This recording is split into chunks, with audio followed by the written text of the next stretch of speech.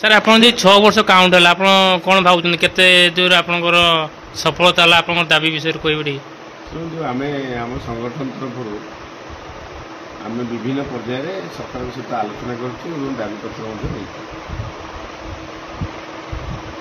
6 ବର୍ଷ ଗଣନା କରିବା ହେଉଛି ଆମର ଯୁକ୍ତ ଦାବି, ଏଥିରେ କୌଣସି ସନ୍ଦେହ ନାହିଁ। କିନ୍ତୁ ଆଜି ଯେଉଁ କମିଶନର ମ୍ୟାଡ଼ାମ ଗୋଟେ ବୈଠକ କରୁଛନ୍ତି, ସେ ବୈଠକରେ ଏଇ ଯାହା ବି ଗୋଟେ ଚିଠି ବାହାରିଛି ସେଗୁଡ଼ାକ ସବୁ ଆଲୋଚନା କରାଯାଇଛି ଏବଂ ସ୍କିମାଟିକ୍ ଉଠିବା, ସ୍କିମାଟିକ୍ ଟିଚରମାନଙ୍କୁ ରେଗୁଲାର କରିବା, ଯେଉଁମାନେ ଆଗରୁ ଥିଲେ ସ୍ୱେଚ୍ଛାସେବୀ ଶିକ୍ଷା ସହାୟକ ଜୁନିୟର ଟିଚର, ସ୍କିମାଟିକ୍, କଣ୍ଟ୍ରାକ୍ଚୁଆଲ, ଏମାନେ ସବୁ ନିୟମିତ କରିବା ଏବଂ ଶିକ୍ଷାର କାଉଣ୍ଟ କରିବା, ଏଇ କଥାଟା ସେଥିରେ ଆଲୋଚନା ହେଇଛି ଏବଂ ଗଭର୍ଣ୍ଣମେଣ୍ଟକୁ এটা ରେକମେଣ୍ଡେସନ କରାଯାଇଛି। ଆଜି ଚିଠିରେ ସେ ଯେ ସବୁ ପ୍ରାଥମିକ ଶିକ୍ଷକମାନଙ୍କର ଯେଉଁମାନେ 2001 ମସିହାରୁ ଆଜି ପର୍ଯ୍ୟନ୍ତ ପାଇଛନ୍ତି ସେମାନଙ୍କର 6 ବର୍ଷ କାଉଣ୍ଟ ହେଇଯାଇନି ବୋଲି ଭାବନ୍ତି। ତା ଗୋଟେ ପ୍ରସ୍ତାବ ଦିଆଯାଇଛି ଉଚ୍ଚସ୍ତରୀୟ କମିଟିକୁ, ସରକାରଙ୍କୁ ବା ମୁଖ୍ୟମନ୍ତ୍ରୀ ନେଇଥାଇପାରେ ବା ଗଣଶିକ୍ଷା ମନ୍ତ୍ରୀ ନେଇଥାଇପାରେ, ରେକମେଣ୍ଡେସନ ଦେଉଛି।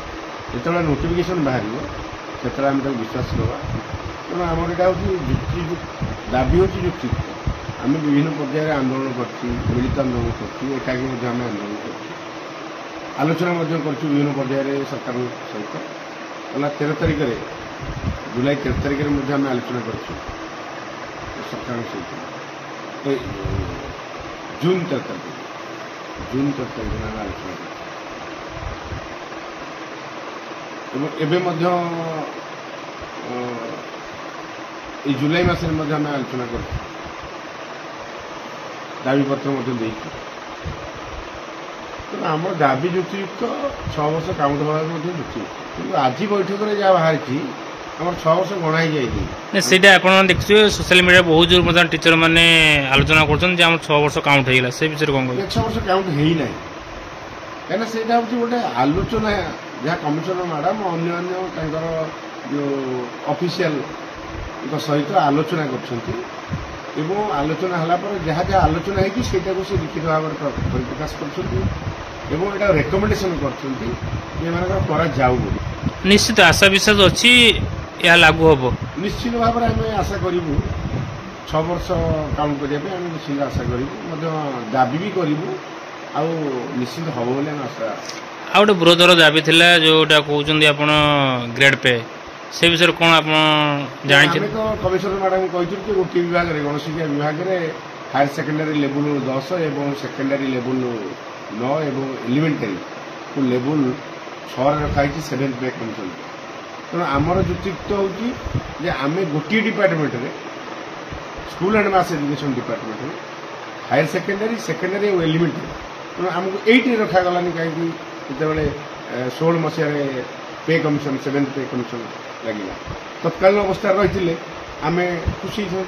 କିନ୍ତୁ ଏବେ 10 ବର୍ଷ ପରେ ଯଦି ଆମକୁ ରଖାଯିବ ଆମେ ଏଥିରେ ଖୁସି ନୁହେଁ।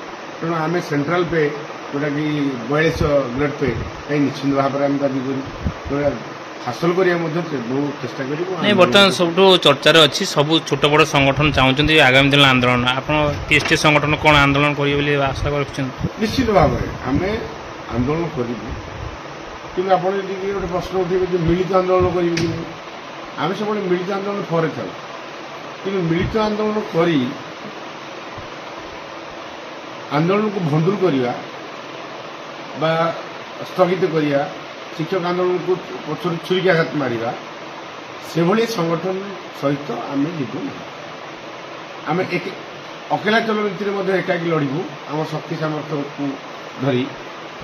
ଏବଂ ଆମେ ପ୍ରାଇଭେଟ ସ୍କୁଲ ଟିଚର୍ସ ଆସୋସିଏସନ ବହୁ ପରେ ନା, ଆପଣ କହିବା କଥା ଯେଉଁମାନେ ପୂର୍ବରୁ ମିଳିତ କହିକି ଲକ୍ଷାଧିକ ଟିଚର ଏକାଠି ହେଇଥିଲେ ଏବଂ ପରବର୍ତ୍ତୀ ସମୟରେ ଯେଉଁମାନେ ଧୋକା ଦେଲେ ବା ଅଧାରୁ ଖସିଗଲେ ତାଙ୍କୁ ଆଉ କେବେ ଆପଣ ସାଥୀ କରିବେ? ଆମେ ତାଙ୍କ ସହିତ ଯିବୁ ନାହିଁ ବା ଆମେ ତାଙ୍କୁ ଆମ ସାଙ୍ଗରେ ମଧ୍ୟ ନେବୁ ନାହିଁ। ତେଣୁ ସ୍ପୋଣ୍ଟାନିୟସ୍ ଭାବେ ଓଡ଼ିଶାର ଟିଚରମାନେ ବୁଝିଗଲେଣି ଯେ କେଉଁ ସଂଗଠନ ଭଲ, କେଉଁ ସଂଗଠନ ଖରାପ, କେଉଁ ସଂଗଠନ ସରକାର ସହିତ ସାଲିସ ମାଲିସରେ ବିଶ୍ୱାସ କରୁଛି, କେଉଁ ସଂଗଠନ ଲଢ଼େଇରେ ବିଶ୍ୱାସ କରୁଛି ଏବଂ କିଏ ଲଢ଼େଇ କରି ସରକାରଙ୍କ ଦାବି ହାସଲ କରିପାରେ, ସେ କଥା ମଧ୍ୟ ଶିକ୍ଷକମାନେ ବୁଝିଲେଣି। ତେଣୁ ଆମେ ଏବେ ଆନ୍ଦୋଳନ ଡାକିଲେ ବହୁ ସଂଖ୍ୟାରେ ଶିକ୍ଷକ ଯୋଗ ଦେବେ ଏବଂ ଦାବି ଆମେ ନିଶ୍ଚିନ୍ତ ଭାବରେ ହାସଲ କରିବୁ ନିଶ୍ଚିତ।